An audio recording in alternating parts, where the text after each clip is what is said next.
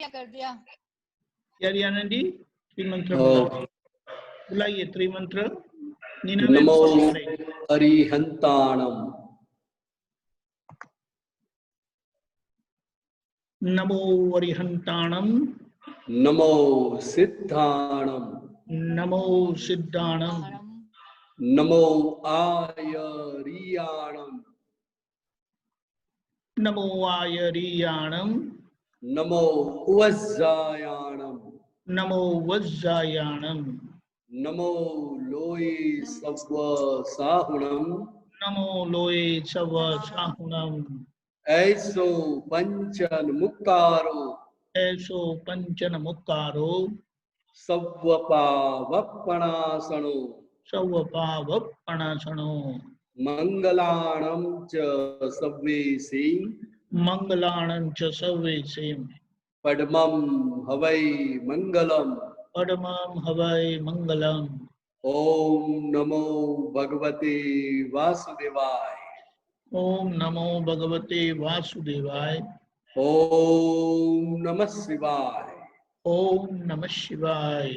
जय सच्चिदानंद, जय सच्चिदानंद, जय सच्चिदानंद, जय सच्चिदानंद। किसी को कोई प्रश्न? बंसल जी, अच्छा नीना बहन बाद में आते हैं। Bansal ji keep it ready.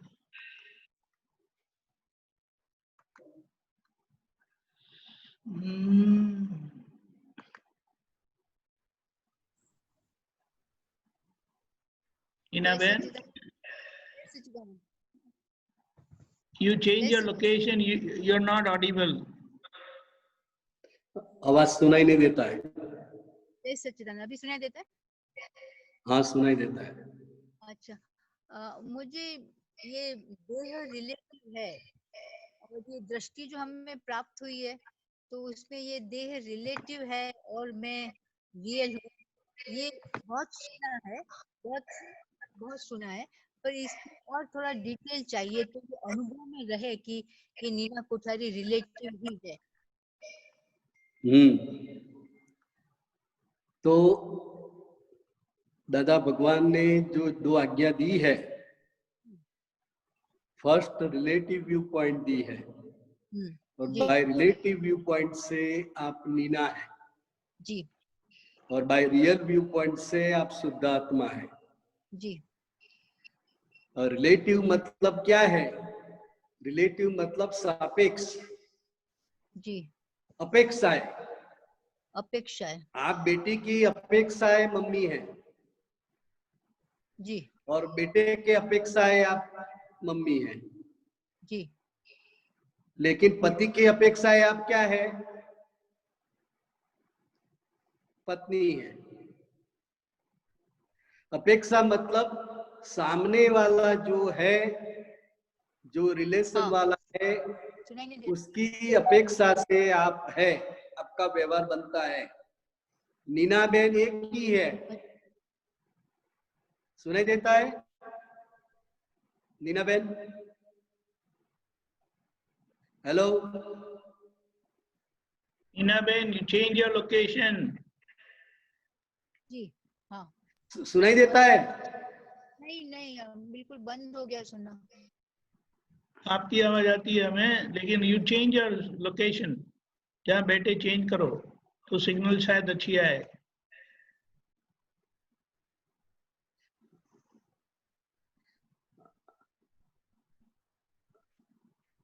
तो दूसरे का प्रश्न ले, नीना बहन का बाद में लेंगे। बराबर? अभी सुनाई देता है? हाँ, अभी सुनाई दे रहा है। नीना बहन दिखाई क्यों नहीं दे रही? नहीं, वो वो दिखाई नहीं, वीडियो ऑफ किया है, सिग्नल वीक है इसीलिए वीडियो ऑफ है। अब बोलिए आप। अभी सुनाई देता है? हाँ, यस। हाँ, अभी सुनाई दे रहा है। तो रिलेटिव यानी क्या? हाँ, नीना बहन एक ही है जी, लेकिन उसके संबंध में जो जो भी आते हैं, उसके रिश्तेदारी में जो जो भी आते हैं, उस अपेक्षा से उसका व्यवहार बनता है, उस अपेक्षा से उसकी पहचान होती है। ननन के हिसाब से आप बोझाई, बराबर? सुनाई देता है? नीना बेन घूमे। ओके पंचल जी। हाँ सुनाई देता है नीना बेन? हाँ तो दे रहा है। हाँ हाँ हाँ सुनाई दे रहा है। तो संभळाई थे। हाँ तो सामने रिस्पॉन्स देना। हाँ जी ओके। हाँ हाँ हाँ तो नीना बेन की रिश्तेदारी में जो भी लोग हैं, हाँ जो पहचान वाले हैं, उसके हिसाब से नीना बेन की पहचान बनती है। हाँ बराबर? तो रिलेटिव विविध स्वरूप में है। हाँ हाँ तो नीना बेन को जो हमने पहले रियल माना था, हाँ और रियल मान के व्यवहार कर रहे थे, रियल जी मान के उसको संभालते थे, हाँ रियल मान के उसका रक्षण करते थे। हाँ लेकिन अब रियल में हम क्या है, तो कि शुद्धात्मा है। तो जो रिलेटिव है, तो जी रिलेटिव जिसके साथ जैसा व्यवहार लाया है, उस हिसाब से व्यवहार बनता रहेगा। जी बराबर? जी हाँ जी अपने आप व्यवहार चेंज हो जाएगा। हाँ सामने वाला जैसे निमित्त है, हाँ जी इस हिसाब से व्यवहार अपने आप चेंज हो जाएगा। जी जी अपने समझ में आया। लड़के के साथ बात करते हैं तो अलग टोन है, दामाद के साथ जी बात करते हैं तो अलग टोन है। जी जी तो ये अपने आप चेंज हो जाता है। जी हाँ तो ये बराबर। रिलेटिव है। हाँ रिलेटिव यानी निमित्त के अधीन जो बदलता रहता है, हाँ निमित्त के अधीन व्यवहार में जो भी बदलाव आता है, जी वो रिलेटिव है। और वो कोई नहीं टेम्पररी है, हैं? टेम्पररी कोई और नहीं है। टेम्पररी। जी मैं अकेली भी हूँ तो भी ये नीना कोठारी तो है ना रिलेटिव। हाँ तो आप तो पुत्रों के हिसाब से आपका व्यवहार चेंज हो जाता है। अच्छा हाँ रिलेटिव यानी सामने जैसा संजोग है, सामने जैसा निमित्त है, उस हिसाब से व्यवहार बदलता रहता है, रिलेटिव चेंज होता रहता है। जी और शुद्धात्मा उसको जानता है।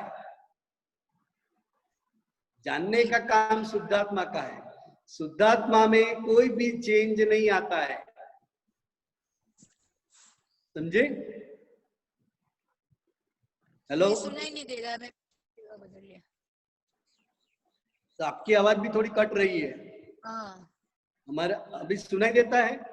अभी दे रहा है। हाँ तो रिलेटिव को सिद्धांत से जानने का है। हाँ जी जी रिलेटिव यानी टेम्पररी, जो चेंजेबल है, जो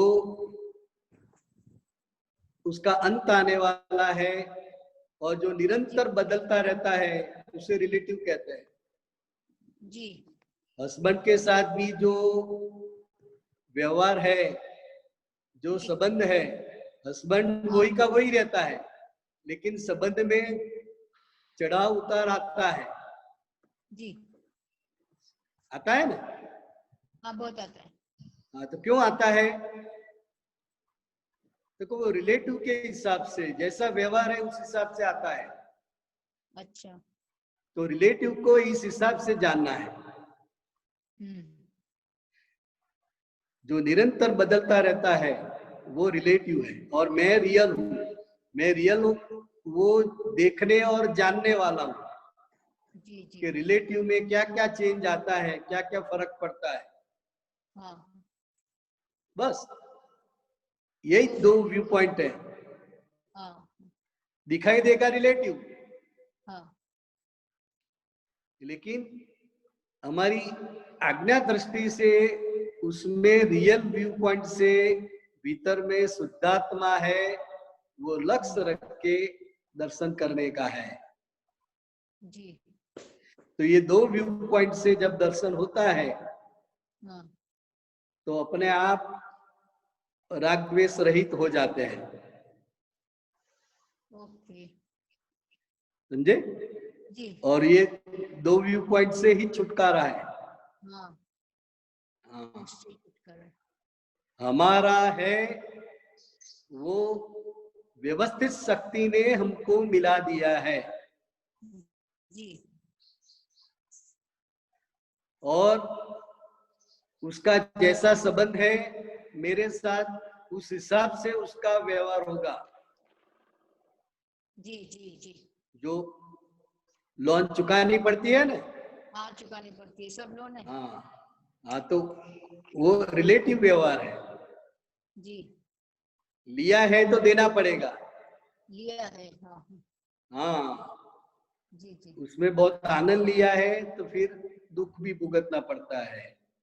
हाँ हाँ पहले पसंद था, अभी पसंद नहीं है तो फिर भी वो लोन तो चुका नहीं पड़ेगी। तो वो रिलेटिव है। रिलेटिव वो जैसा हिसाब से उस हिसाब से वो व्यवहार करेगा। अभी आपको पसंद है या नहीं है तो भी जी। समझे? हाँ जी। हाँ अभी तो सब चुकाना ही है जी जी। और लेने का भी मिलता ही है ना। वो बड़ा बंगलो मिला है, गाड़ी मिली है, सब कुछ तो मिला है। हाँ मिला है। हाँ तो वो आपका हिसाब का है तो आपको मिलता है जी। और आपको जो चुकाना पड़ता है वो चुकाना ही पड़ेगा। इसी को रिलेटिव कहते हैं, लेना और देना। और वो फर्जियात है, कंपलसरी है। लेना भी कंपलसरी है, देना भी कंपलसरी है। जी जी। और ले दे के आप छूटते हैं। जी पिछले कर्मों से जो छूटते हैं तो ले दे पूरा करना है, लेन देन पूरी करनी है, जी वो करके आप छूट रहे हैं क्योंकि अभी आपको चाहिए नहीं। हाँ तो वो छूट रहे हैं। जी तो छूट रहे तो हल्के होते जाते हैं। जी तो शुद्धात्मा का स्वभाव उसको जानने का और देखने का है। जी जी जी। क्लियर? जी हाँ जी। कि इसमें कोई और पूछना है तो पूछ सकते हो। नहीं बस। जय सच्चिदानंद। जय सच्चिदानंद। जय सच्चिदानंद। बोलिए कंसल जी आप। एक मिनट। हाँ अब बोलिए। मेरे को कई बार ये सवाल उठता है कि मैं जो बंसल अपने को बोलता हूँ, मैं एक इंडिविजुअल हूँ, मेरी अपनी पर्सनैलिटी है। तो ये इंडिविजुअलिटी पर्सनैलिटी कहाँ तक वैलिड है या खाली एक मानसिक सोच है? ये व्यवहार की जो पर्सनालिटी है वो अलग है और मैं इंडिविजुअल हूँ, वो शुद्धात्मा की जो पर्सनालिटी है वो दोनों अलग है। बंसल साहब की भी पर्सनालिटी तो है ना, उन्होंने जो भी काम किया है, साहब की तरह के जो भी कुछ किया है उसके हिसाब से उसकी पर्सनालिटी बनती है। तो वो पर्सनालिटी के हिसाब से जगत के समझ में आप पहचाने जाते हैं। लेकिन हकीकत में मैं शुद्धात्मा हूँ, वो दरअसल आपकी पर्सनालिटी है, दरअसल आपकी पहचान है। तो दरअसल पहचान की आपको मालूम पड़ गया, लेकिन साथ में बंसल साहब है तो दोनों का साथ में चलता रहेगा। जब मैं इस सवाल को मैं थोड़ा डिटेल में देखता हूँ, हाँ, तो क्या देखता हूँ मैं कि इस पृथ्वी के ऊपर 700 करोड़ मनुष्य हैं, 700 करोड़ मनुष्य हैं, और बाकी प्राणी तो कोई अंत नहीं है। तो जितनी आत्माएं हैं उतनी आत्माएं से पृथ्वी पर हैं, और बाहर का तो कोई हमें आइडिया ही नहीं है। फिर जब बंसल का देखते हैं अपना अस्तित्व, पूरे ब्रह्मांड में मेरे पास 1 इंच स्पेस ऐसी नहीं है जो मेरी अपनी है। उस स्पेस में सब कोई आता है, जाता है, चला जाता है। मेरे पास 1 इंच स्पेस अपनी नहीं है। मेरे पास एक बूंद पानी का नहीं है जो पानी में पीता हूँ कि वो मेरा अपना है। वो पानी सबने हजारों बार, लाखों बार सभी प्राणियों ने पिया है, और वापस आकर के मैं उसको पी रहा हूँ। वायु की है, वायु की मेरे पास एक बूंद ऐसी नहीं है जो कि मैं ये कह मेरा अपनी है। वो सारी वायु, सारे प्राणी, सबने लाखों बार उसको अंदर गया है, बाहर गया है, और मैं उसको वही स्थिति फूड की है। तो जिस अस्तित्व को मैं ये कहूँ ये बंसल का अपना अस्तित्व है, वो क्या आधार है? तो बंसल का अस्तित्व है, मतलब उसको, उसका जितना कुदरत के प्रति जितना हक है उतना ही उसको मिलता है। जैसे आप श्वासोश्वास लेते हैं तो आपका हक का जितना है उतना ही ले पाएंगे। वातावरण में तो बहुत है ऑक्सीजन, लेकिन आपका जितना हक है इस हिसाब से वो ले पाएंगे। जैसे कि अभी ये कोरोना हो रहा है तो ऑक्सीजन ही कम हो जाता है ना, वो लेना चाहता है लेकिन ले नहीं पाता है। तो जो जीव का जितना जितना उसका हक है वो वातावरण में से वो उसका उपयोग कर सकते हैं। वातावरण में जो है वो सभी के लिए है एक समान, लेकिन व्यक्ति उपयोग कितना कर पाएगा तो उसका जितना हिसाब है, जिसका जितना उसको लेने का है, इस हिसाब से ही वो उपयोग कर पाएगा।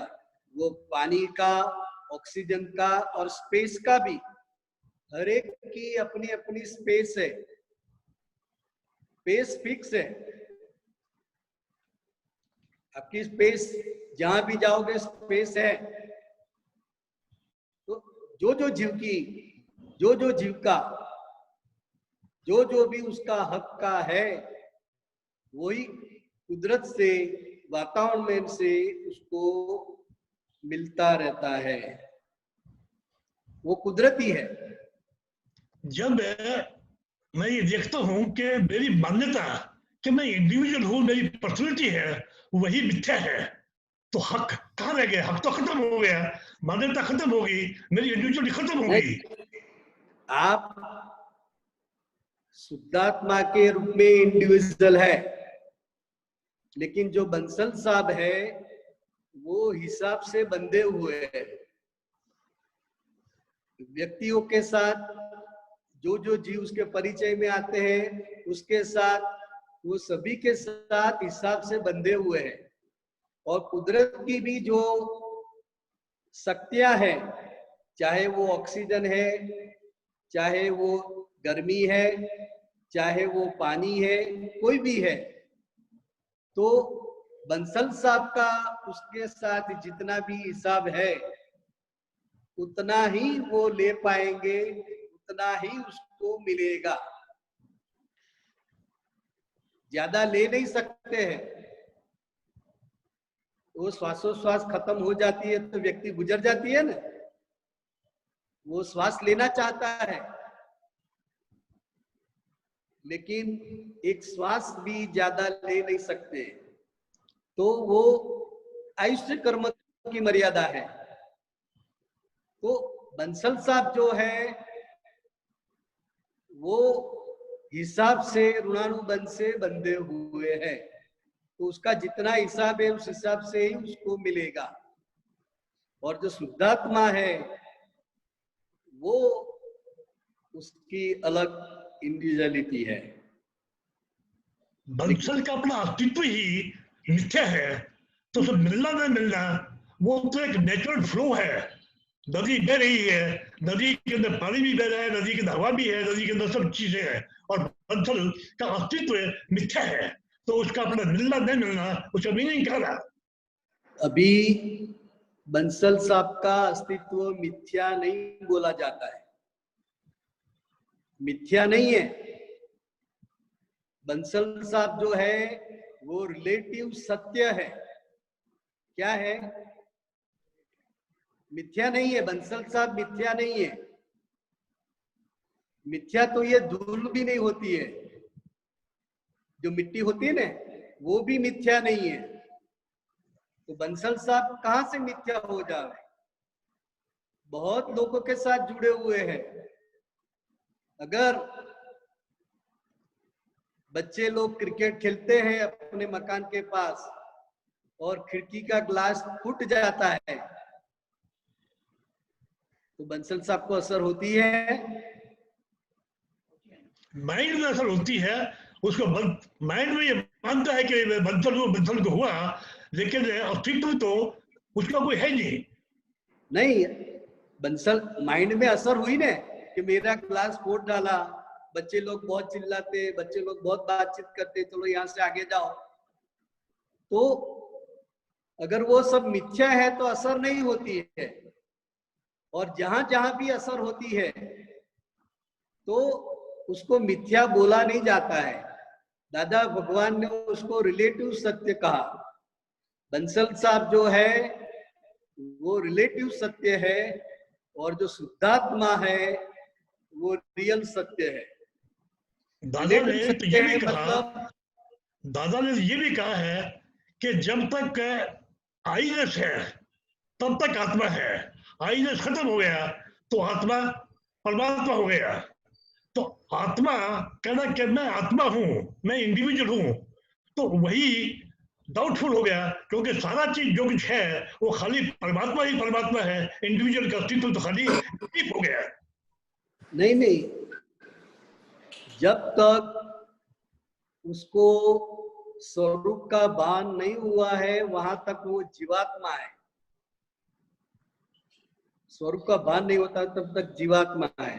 आपको स्वरूप का भान हुआ है तो अभी आप शुद्धात्मा के रूप में हो, और शुद्धात्मा एक बार हो गए, अपना पुरुषार्थ स्टार्ट हुआ, तो फिर धीरे धीरे धीरे धीरे अपने आप परमात्मा की स्थिति पर आप पहुंच जाओगे। तो वो तीनों फर्क नहीं है। जीवात्मा, शुद्धात्मा, अंतरात्मा और परमात्मा वो अलग अलग नहीं है, वो इस अवस्था है। ज्ञान के हिसाब से उसकी अवस्था है, और हर एक आत्मा की अलग अलग पहचान है। कोई किसी में मिल नहीं जाता है, कोई किसी में मिक्स नहीं हो जाता है। हर एक की अपनी अपनी अलग पहचान है, और मोक्ष गति में भी हर एक आत्मा की, सिद्ध क्षेत्र में हर एक आत्मा की अलग अलग पहचान है, कोई किसी में मिलता नहीं है। समझे? तो अपना जो अस्तित्व है, अलग अस्तित्व है, वो तो कायम क्या है ही। लेकिन बंसल साहब का जो अस्तित्व है वो समाप्त हो जाता है, क्योंकि बंसल साहब रिलेटिव है, और रिलेटिव जो है वो टेम्पररी है, हिसाब के अधीन है। तो वो टेम्पररी वाला जो अस्तित्व है वो मिट जाता है। लेकिन जो रियल आपका जो अस्तित्व है शुद्धात्मा के रूप में, वो अस्तित्व पूर्णत्व तक पहुंच जाता है। बराबर? ठीक। बहुत बढ़िया बंसल जी, अच्छा सोच रखा है, very good, good analysis. Geeta बहन अलवर से।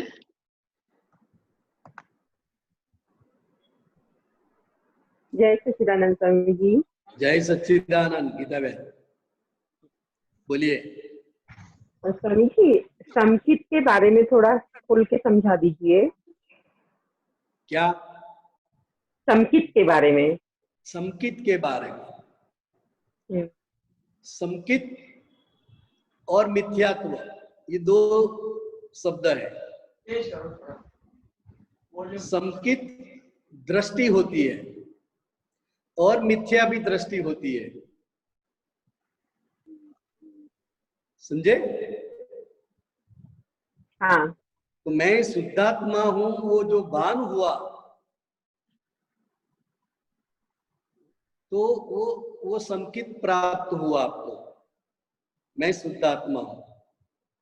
और ये गीता बेन जो है वो मेरी पड़ोसी है और मैं शुद्धात्मा हूं, तो वो जो भान हुआ तो वो संकित प्राप्त हुआ, और शास्त्र की भाषा में उसको संकित दृष्टि बोलते हैं।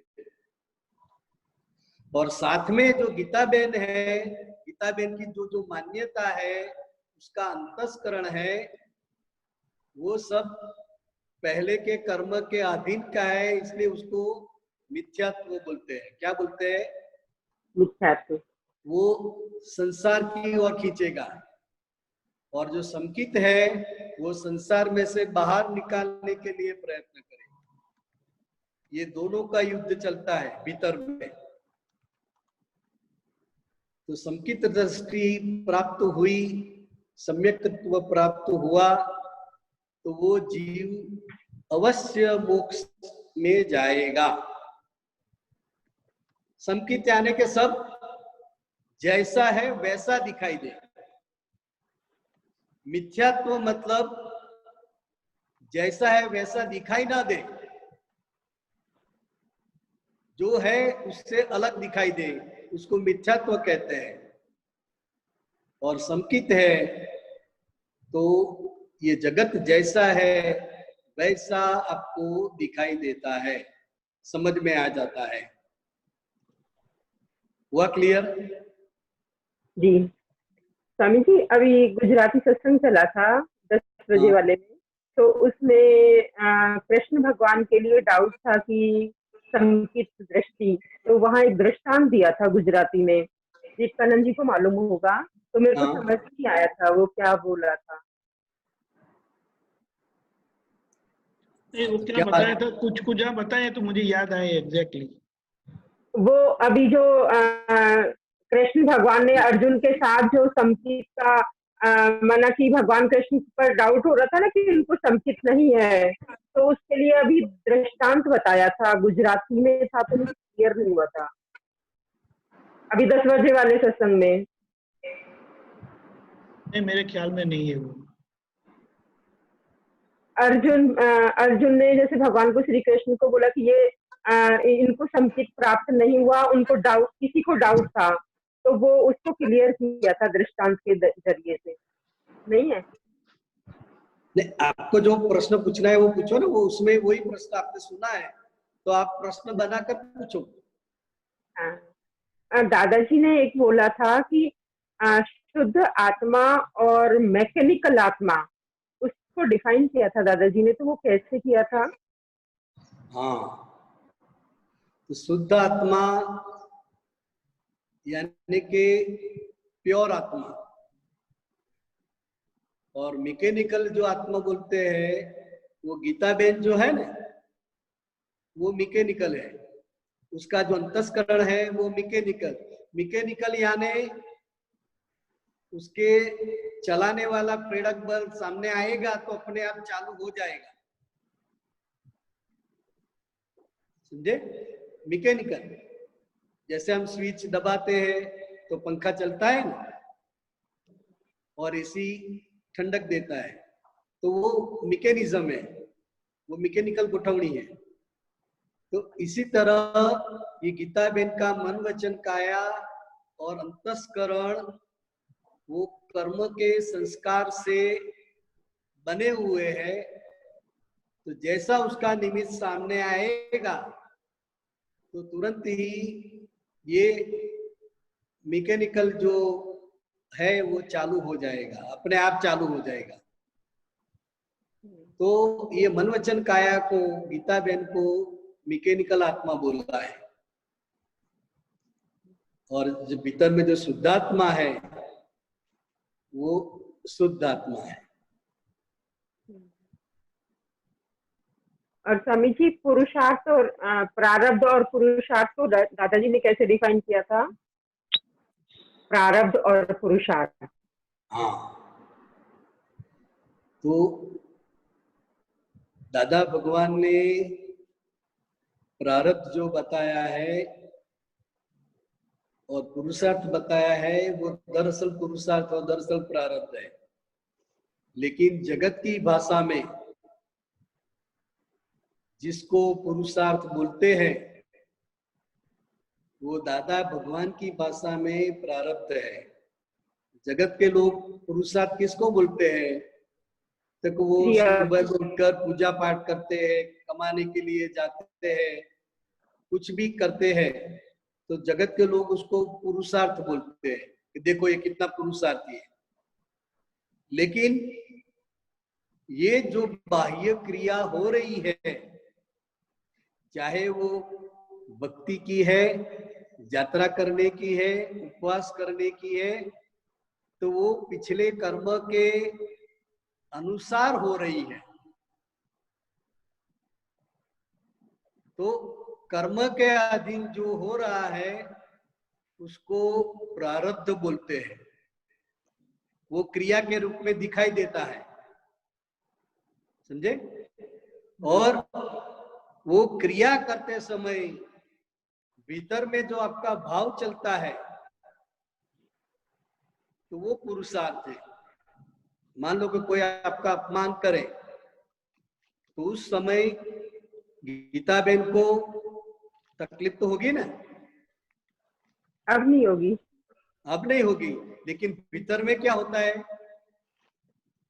पहले हलचल होती थी, अब नहीं होती। तो अभी भी हलचल होगी,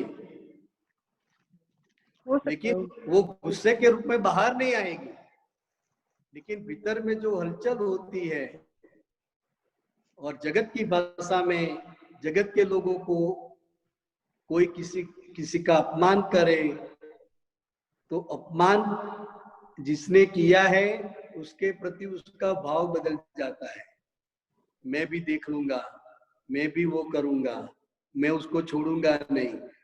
बाहर से भले कुछ वो बोलता नहीं है, लेकिन भीतर में ये जो भाव होता है इसी को पुरुषार्थ बोलते हैं। ये नेगेटिव पुरुषार्थ है और पॉजिटिव भी होता है। तो पुरुषार्थ जो है वो बाहर दिखाई नहीं देता है, वो क्रिया के रूप में नहीं है, वो भाव के रूप में है। क्या है? भाव के रूप में, भाव के रूप में है। और जो प्रारब्ध है वो क्रिया के रूप में है। और अभी महात्माओं का ये 5 आज्ञा दृष्टि के साथ का जो पुरुषार्थ है वो तो बहुत ही अलौकिक है। गीता बहन के भीतर में जो कुछ भी हो रहा है, बाहर भी जो कुछ भी हो रहा है, तो वो शुद्धात्म भाव के रूप में वो देखता है, जानता है, रिलेटिव रियल देखता है, 5 आज्ञा में रहता है। तो ये बहुत ही बड़ा पुरुषार्थ है। अभी महात्माओं का ये दरअसल पुरुषार्थ है। क्या है? दरअसल पुरुषार्थ। दरअसल पुरुषार्थ आज्ञा दृष्टि का। तो ये सबसे बड़ा पुरुषार्थ। आप रिलेटिव रियल देखते हो तो वो बहुत ही बड़ा पुरुषार्थ है। बराबर? हाँ समझिए। एक दादाजी ने एक और बोला कि निमित्त कभी दोषी नहीं होता। निमित्त कभी दोषित नहीं होता। दोषित नहीं होता। हाँ, तो उसमें क्या समझना है? थोड़ा सा खोल के समझा दीजिए और अंदर से। तो निमित्त यानी जिसकी वजह से हमको कुछ भी तकलीफ होती है किसी भी प्रकार की, तो वो तकलीफ देने वाला है, वो निमित्त है। क्या है? निमित्त। तकलीफ देने वाला निमित्त है। तो जब तक स्वामी जी स्वामी जी एक बात बताओ कि जब माना कोई व्यवहार बिल्कुल सामने से आ जाता, प्रेजेंट तो बिल्कुल ऐसा ही होता है कि यही कुछ कर रहा होगा। हाँ, तो वो अज्ञान तो भरा हुआ है ना। हाँ। ये जो गीता बहन है वो अभी भी अज्ञान से भरी हुई है, उसकी सिर्फ दृष्टि संकित हुई है, लेकिन गीता बहन पूरे मिथ्यात्व के साथ भरी हुई है, वो पहले से तैयार होके आई है, समझे? तो वही ज्ञान निकलेगा। तो अब समझ लो कि जो हमको परेशान करता है किसी भी प्रकार से, तो वो जो निमित्त है, निमित्त यानी क्या कि आपका जो भी कर्म है वो खपाने के लिए व्यवस्थित शक्ति उसको निमित्त बनाती है। अब नहीं तो आप अपने आप परेशान होगी, नहीं, अपने आप तकलीफ में आएगी, नहीं। तो कोई तकलीफ देने वाला निमित्त चाहिए, तो ही आपका वो कर्म खाली होगा। तो जो भी निमित्त आपको मिलते हैं, चाहे अच्छे या बुरे, जगत की दृष्टि में निमित्त ही गुनहगार है, तो वो दृष्टि तो है ही, दृढ़ की हुई है। लेकिन अब ये दादा भगवान की जो दृष्टि है कि निमित्त वो दोषी नहीं है, निमित्त सिर्फ निमित्त है। किसका निमित्त? तो गीता बहन का कर्म खपाने के लिए वो निमित्त बना है। तो इस आधार से दादा भगवान ने कहा कि निमित्त दूषित नहीं है, वो सिर्फ निमित्त के रूप में ही कुदरत उसके पास से काम लेती है, समझे?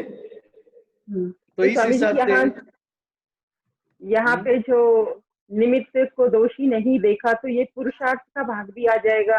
हाँ, पुरुषार्थ का भाग, क्योंकि अज्ञान दृष्टि से निमित्त गुनहगार ही दिखाई देगा, लेकिन हमारे पास ज्ञान दृष्टि है, तो ज्ञान दृष्टि से देखना है कि अभी ये जो गीता बहन दुख भुगत रही है, तकलीफ भुगत रही है, तो वो अपनी इच्छा से भुगत नहीं रही है, वो अपनी मर्जी से भुगत नहीं रही है।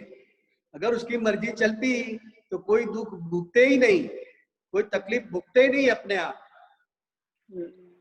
लेकिन कुदरत निमित्त बनाती है। अच्छी चीज भुगतने के लिए भी कुदरत निमित्त बनाती है, और हमारे बुरे कर्म खपाने के लिए भी कुदरत निमित्त बनाती है। तो ये इस हिसाब से निमित्त दोषी नहीं है, निमित्त उपकारी है। क्या बोलते दादा भगवान? उपकारी है। क्यों उपकारी? कर्मों के कर्म खपते हैं ना, वहाँ हमारे कर्मों से मुक्ति दिलाती है। तो दादा भगवान ने तो क्या कहा था, ऐसे निमित्त को घर बुलाकर खाना खिलाना चाहिए, लेकिन इतनी बड़ी तो शक्ति है नहीं हमारे पास, तो वो निर्दोष है। वो अंदर ज्ञान का एप्लीकेशन करना पड़ेगा, मन को समझाना पड़ेगा, समझे? हाँ, इसके लिए तो स्वामी जी सत्संग के अत्यधिक परिचय में रहना पड़ेगा। और परिचय तो है ही, लेकिन वो सिद्धांतिक रूप से हमें समझ लेने का है। 5 आज्ञा और दादा भगवान को जो विज्ञान है वो हमें सैद्धांतिक रूप से समझने का है। तो इसीलिए तो ये सत्संग है। और बहुत सारे आप्त पुत्रों के निमित्त से अलग अलग एंगल से बात होती है, तो वो सिद्धांत धीरे धीरे बाहर आता है, और सिद्धांत पकड़ में आ जाता है तो फिर दुख नहीं रहता है। बराबर? हाँ स्वामी जी, बहुत बहुत आभार स्वामी जी। जय सच्चिदानंद। जय सच्चिदानंद। जय सच्चिदानंद। नीलम बहन।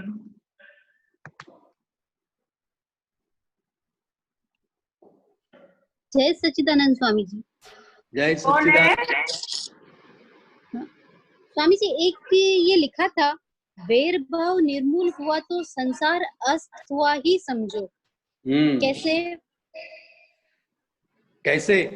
हाँ, तो अभी ये जो नीलम है ना, हाँ जी, जी नीलम स्वामी का जी, जो शरीर मिला है, जी स्वामी जी, तो इस काल में वैर भाव का जो कर्म बीज पड़ा हुआ है, उसके फल स्वरूप ये नीलम है। जी स्वामी जी, सिर्फ नीलम अकेली नहीं, बिहारी में जितने भी मनुष्य हैं, जितने भी प्राणी हैं, जी वो स्वामी, वैर भाव के कर्म से बंधे हुए हैं। और ये कलयुग में बेसमेंट में, व्यवहार के बेसमेंट में वैर भाव है। क्या है? वैर भाव है। हाँ, और सतयुग में प्रेम भाव था। जी स्वामी जी, तो आपने रामायण देखी ना, जी स्वामी जी, तो वो उत्कृष्ट प्रेम स्वरूप दिखाई देता है, क्योंकि वो बेसमेंट में, सतयुग के व्यवहार के बेसमेंट में प्रेम भाव, और जी अभी स्वामी जी, ये काल में वैर भाव है। तो हम किसी को भी जोर से बोलेंगे, किसी का भी हम डुबाएंगे, तो वो अपने से दूर हो जाएगा। अपना बच्चा है तो भी वो आपसे रूठ जाएगा, जी आपसे स्वामी बात ही नहीं करेगा।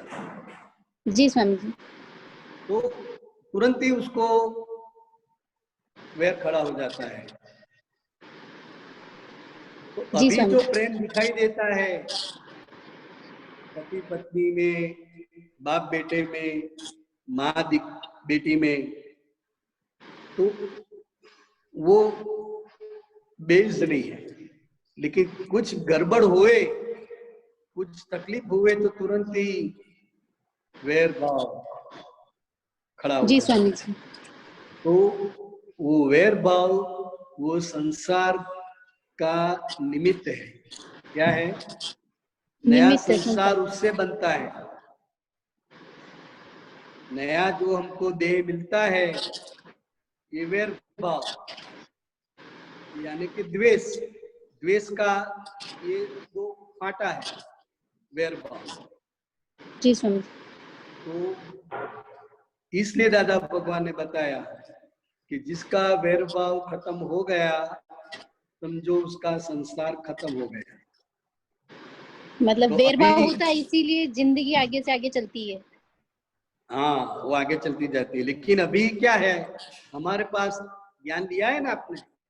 जी स्वामी जी, हाँ, मैं शुद्धात्मा हूँ, और क्या नाम में भूल गया तेरा? नीलम, नीलम। नीलम स्वामी, हाँ, तो नीलम के साथ जो भी व्यवहार हो रहा है वो मेरे कर्म के अधीन है, ऐसी समझ पक्की है, तो सामने वाले के प्रति वैरभाव नहीं होगा। जी स्वामी जी, क्योंकि वैरभाव कब खड़ा होता है? जब तक तुम उसको कर्ता मानती हो, तो उसने ही मेरे साथ ऐसा किया, उसने ही मेरा अपमान किया, उसने ही मेरा काम बिगाड़ा, ऐसी जब तक समझ है, तब तक उसके प्रति वैर रहेगा कि मैं भी देख लूंगी। जी स्वामी जी, लेकिन ये नीलम का कर्म के भुगतान के लिए ये कुदरत उसको निमित्त बनाती है, और नीलम कर्म से मुक्त होती जाती है। तो ये समझ पक्की हो गई, 5 आज्ञा की समझ पक्की हो गई, तो वैर भाव बनेगा नहीं, जी नया स्वामी, वैर भाव बनेगा नहीं, लेकिन जो पुराना है वो आएगा। जी स्वामी जी। जैसे समझ में तो आ गया, लेकिन यही चीज जब व्यवहार में आती है तो उतनी इम्प्लीमेंट नहीं होता है जैसे। हाँ, तो क्यों नहीं होता है? क्योंकि पिछले जो संस्कार है ना नीलम जी के, स्वामी, वो अज्ञानता से ही भरे हुए हैं। ज्ञान तो अभी हमको मिला, अभी मिला, तो अज्ञान दृष्टि का भार ज्यादा है, जी स्वामी जी, तुरंत जागृति नहीं रहती है। हाँ, आ तो जाती है पर वो बाद में आती है, उस समय हाँ, अपने आप बाद को में नहीं आती है। रोक क्यों पाते। बाद में क्यों आती है? नहीं तो नीलम अपना कर्म भुगतेगी कब? अगर पहले जागृति होगी तो नीलम को दुख ही नहीं होगा, जी स्वामी जी। नीलम को कोई तकलीफ नहीं होगा, तो कर्म भुगतेगी कहाँ? तो ये अभी ज्ञान अभी अभी मिला है और अभी वो पक्का करने का है। तो ये पक्का कराने के लिए व्यवहार आता है। नीलम थोड़ी देर के बाद जागृत होती है, 1 बार 2 बार 3 4 बार, बार बार मार खाने के बाद फिर वो जागृति रहती है कि नहीं ये नीलम का ही हिसाब है। तो वो ऐसे पक्का नहीं होता है। जी स्वामी जी। तो 100 200 500 बार मार खाते हैं तब वो ज्ञान पक्का होता है। जी स्वामी जी। तो ये रहेगा, ये जो गैप है वो रहेगा, वो धीरे धीरे धीरे कम होता जाएगा। जैसे जैसी जागृति बढ़ती जाएगी, 5 आज्ञा की समझ पक्की होती जाएगी, विज्ञान दृष्टि फिट होती जाएगी, वैसे वैसे वो गैप घटता जाएगा। बार बार रिपीटेशन से ये कम होगा, जितनी बार उसको रिपीट करेंगे। पहले रिपीट करना नहीं है, जैसा ही सामने कोई निमित्त आएगा तो आपको क्रोध आ जाएगा, आपका भाव बिगड़ जाएगा। तो वो जो निमित्त आया उस समय पर मैं शुद्धात्मा हूँ, ये नीलम का हिसाब है और ये निमित्त है। तो ये जैसा जैसा संजोग आता है उस समय पर ये ज्ञान अप्लाई करते हैं तो धीरे धीरे धीरे वो ज्ञान पक्का होता है। जी स्वामी। क्योंकि ये ज्ञान दिया हुआ है, अपने पुरुषार्थ से पाया नहीं है, जी स्वामी। कृपा से मिला है। क्या मिला है? हाँ, किसी कृपा उपकार से मिला। हाँ, तो अभी वो पक्का करना बाकी है। जी स्वामी। जैसे कोई नई नई लड़की है, उसकी शादी होती है, फिर उसको बच्चा पैदा होता है, जी तो स्वामी। नई नई मम्मी है, बच्चे को कैसे संभालना है, क्या करना है, वो सूझ नहीं पड़ती है। हाँ, वो धीरे धीरे धीरे धीरे धीरे धीरे वो पक्की होती जाती है। तो ऐसा ही है। जी स्वामी जी। बराबर। एक स्वामी जी, ये जो जनरेशन गैप होता है बच्चों में, दादाजी में, वो इतना मान्यताओं में जो डिफरेंसेस है उसको कैसे कम करें? वो जनरेशन सोच में बहुत फर्क है। वो तो रहेगा ही, वो जनरेशन गैप नहीं है, वो जिसका जितना डेवलपमेंट है उस हिसाब से उसका व्यवहार होगा। जैसे बुजुर्ग लोग हैं, वडील हैं, तो उन्होंने पूरी जिंदगी में बहुत मार खाया है। जी स्वामी जी। तो तुरंत ही वो उसका ज्ञान रजू कर देंगे। बराबर। जी स्वामी जी। छोटा बच्चा है तो वो अभी नया नया है, उसने भी मार खाया नहीं है। जी स्वामी जी। और उसका जो डेवलपमेंट है उसके हिसाब से उसका व्यवहार अलग रहता है, आपका भी व्यवहार अलग रहता है। तो ये अलग ही है, ये जनरेशन गैप नहीं है, लेकिन हर एक का अस्तित्व अलग अलग है। ये हर एक का अलग अलग डेवलपमेंट और अलग अलग सोच होती है और अलग अलग बिलीफ होती है। जी स्वामी जी। वो हमको समझना है सिर्फ कि भाई ये ऐसी उसकी बिलीफ है। जो व्यक्ति जो संजोग में से पसार हुए हैं, इस हिसाब से उसका अनुभव ज्ञान बढ़ता है। जी स्वामी बराबर। पर जैसे परिवार में सौहार्दपूर्ण वातावरण कैसे बने? जब सबकी अलग अलग बिलीफ होगी तो सब कब जुड़ पाएंगे, कब अच्छे से रह पाएंगे? ऐसा वो पहले आपको अच्छे से रहने का है। जिसने ज्ञान लिया है उसकी जवाबदारी ज्यादा है। जी स्वामी। अच्छे से रहना है मतलब क्या, आज्ञा दृष्टि से रहने का है। सब सुधर जाए और सब अच्छा व्यवहार करे ऐसा नहीं है। जो जैसा है, जो जैसा व्यवहार करता है उसको स्वीकार करने का है। क्यों स्वीकार करने का है? तो ये उसका डेवलपमेंट है, उसका जो है उसके हिसाब से है। ये घर में 5-6 व्यक्ति जो रहती है, जी स्वामी जी। तो हर एक का अस्तित्व अलग है कि नहीं है? बिल्कुल अलग है। जैसे आपकी गैलरी में फूल लगाए हुए हैं, फूल के छोड़ है, जी स्वामी जी। तो अलग अलग फूल होते हैं ना। जी स्वामी जी। हर एक का कलर अलग है, दिखावा अलग है, हर एक की सुगंध अलग है। जी स्वामी जी। तो वहां पर आपको कोई तकलीफ होती है? नहीं होती है। तो हर एक का अलग अलग स्वरूप देखकर बहुत आनंद होता है। जी स्वामी जी। ये सब फूल अलग अलग देखते हैं, हमको आनंद होता है। तो ये भी मानव फूल है। क्या है? मानव फूल। मानव फूल है। और भिन्न हर भिन्न एक प्रकृति के। ये हर एक के अपने अलग कर्म है, हर एक का अपना अस्तित्व है, हर एक का अपना उद्देश्य है, हर एक को अपना प्रिंसिपल है, जी स्वामी हर जी। एक की अपनी सोच है। तो वो हर एक की अलग अलग है, एक नहीं कर सकते, समझे? जी स्वामी तो जी। हमको ही ज्ञान के समझ से जो जैसा है वैसा हमें स्वीकार करना है। और जिसकी जो जो अच्छाई है, जो जो उसकी आवड़त है, उसका हमें लाभ लेना है। सब एक जैसे हो जावे ऐसा नहीं बनेगा। वो तो बहुत ही पुण्यशाली होते हैं तभी घर में सभी का एक मत होता है। बहुत ही पुण्यशाली हुए तो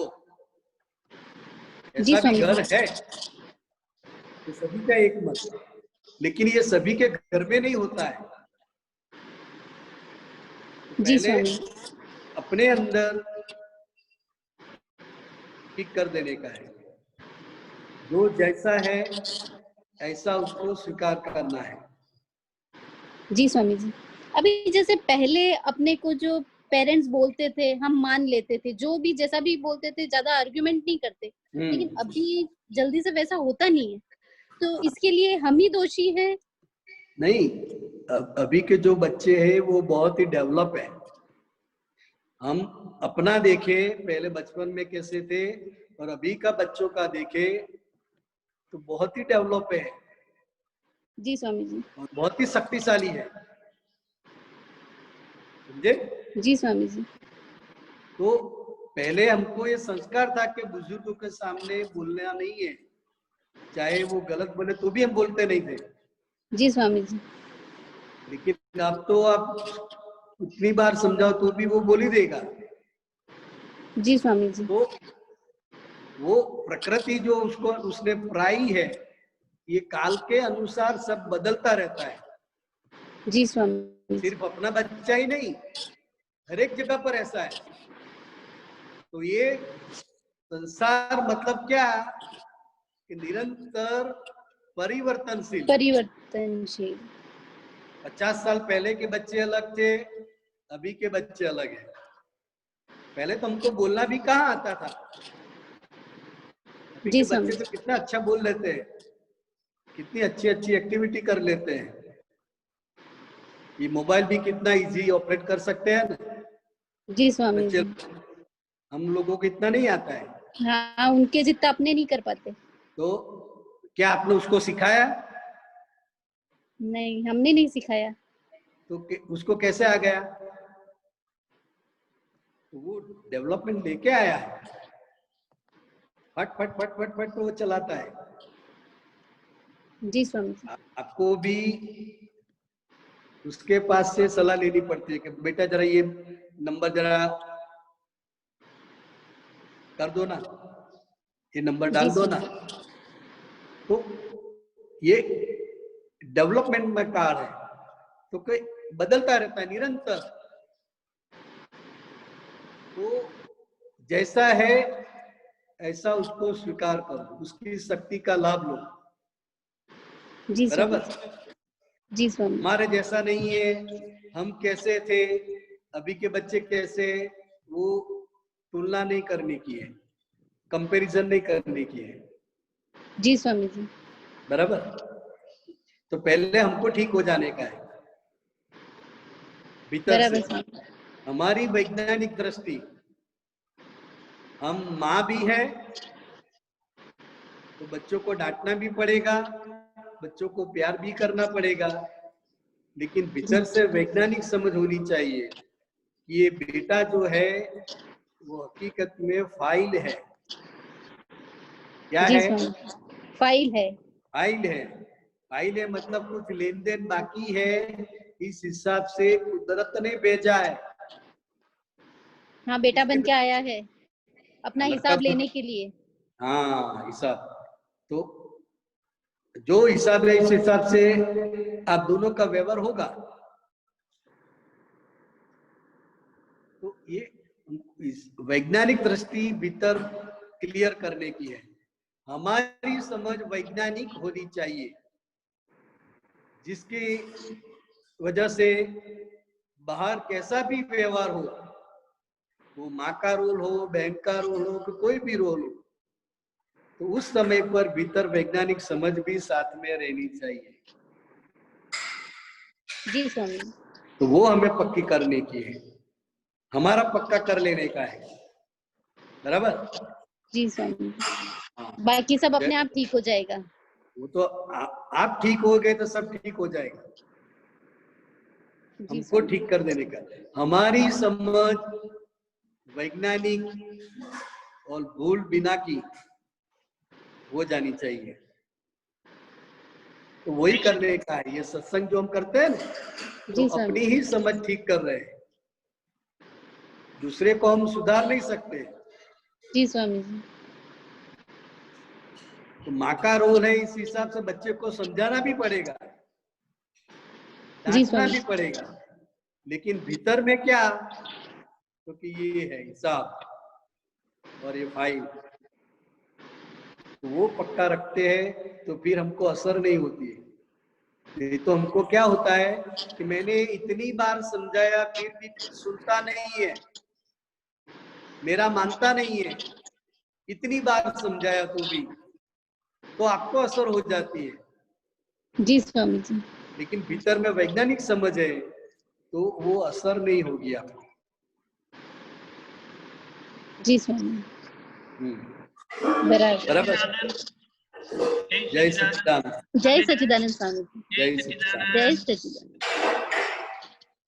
अल्पा बहन बड़ौदा से,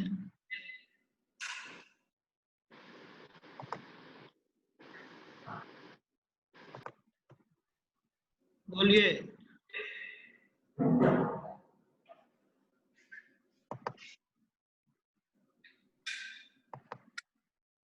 बोलिए अल्पा बहन।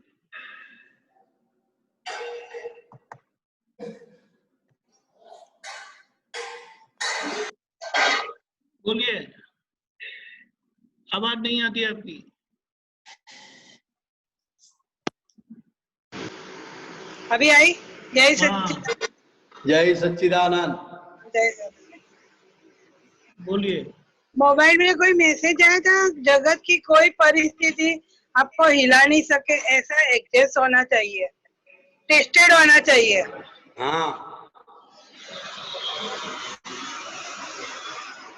टेस्टेड होना है ना, कि नहीं होना है? टेस्टेड होना चाहिए। पहले होना है कि नहीं होना है आपको? होना है। परिस्थिति तो आती है पर ज्ञान रखना पड़ता है, ऐसा कब होगा? वो तो रखना ही पड़ेगा ना, उसका उपयोग करना ही पड़ेगा।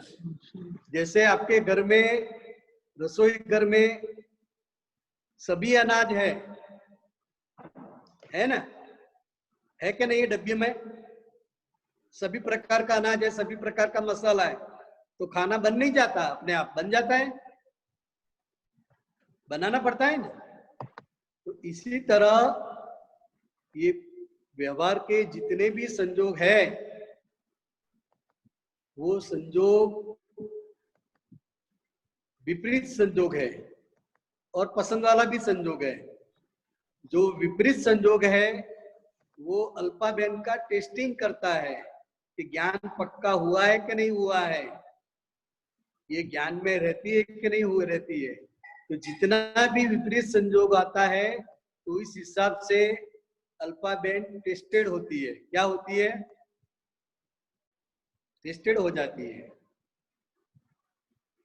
तो ये ज्ञान ऐसा नहीं चलेगा, टेस्टेड चाहिए। सभी प्रकार के संयोग में, चाहे विपरीत हो या अनुकूल संयोग हो, वो सभी प्रकार के संयोगों से जो पसार हुई है ज्ञान दृष्टि से, उसी को टेस्टेड बोलते हैं। आवाज नहीं आती है?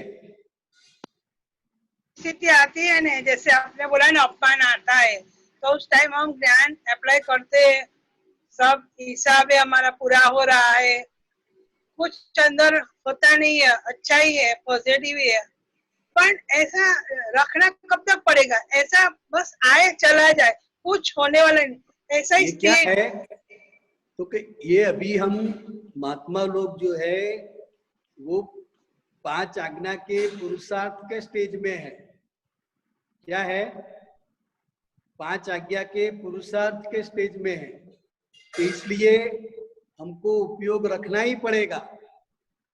अभी जो हमारी स्टेज है इस हिसाब से हमको उपयोग रखना पड़ता है, और धीरे धीरे फिर ऐसा पक्का हो जाता है, फिर आपको वो उपयोग रखना नहीं पड़ेगा, सहजा सहज रहेगा। तो अभी हमारी जो स्टेज है इस हिसाब से ये उपयोग रखना पड़ता है, रहता नहीं है, समझे?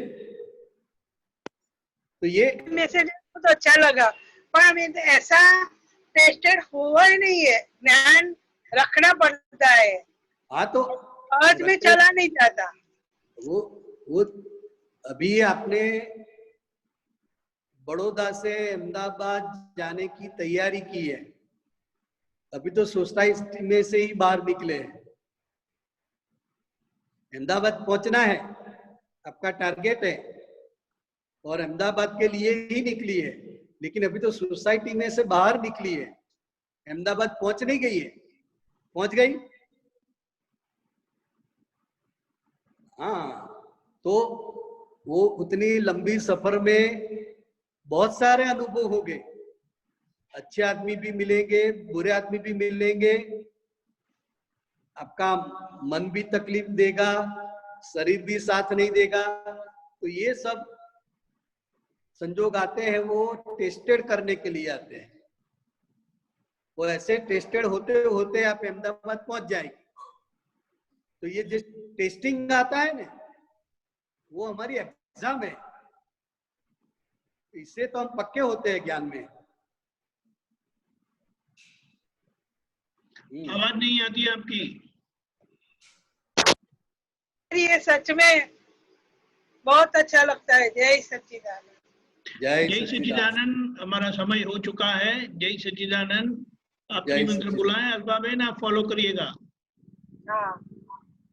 नमो वितरागाय, नमो वितरागाय, नमो अरिहंताणम, नमो अरिहंताणम, नमो सिद्धाणम, नमो सिद्धाणम, नमो आयरियाणम, नमो आयरियाणम, नमो वज्रायाणम, नमो वज्रायाणम, नमो लोये सव्व साहुणम, नमो लोये सर्व साहुणम, ऐसो पंचन मुकारो, ऐसो पंचन मुकारो, सव्व पावपणासनो, सर्व पावपणासनो, मंगलाणं च सव्वेसि, मंगलाणं च सर्वेषु, पद्मं हवै मंगलम, परमं हवै मंगलम्। ओम नमो भगवते वासुदेवाय। ओम नमो भगवते वासुदेवाय। ओम नमः शिवाय। ओम नमः शिवाय। जय सच्चिदानंद। जय सच्चिदानंद।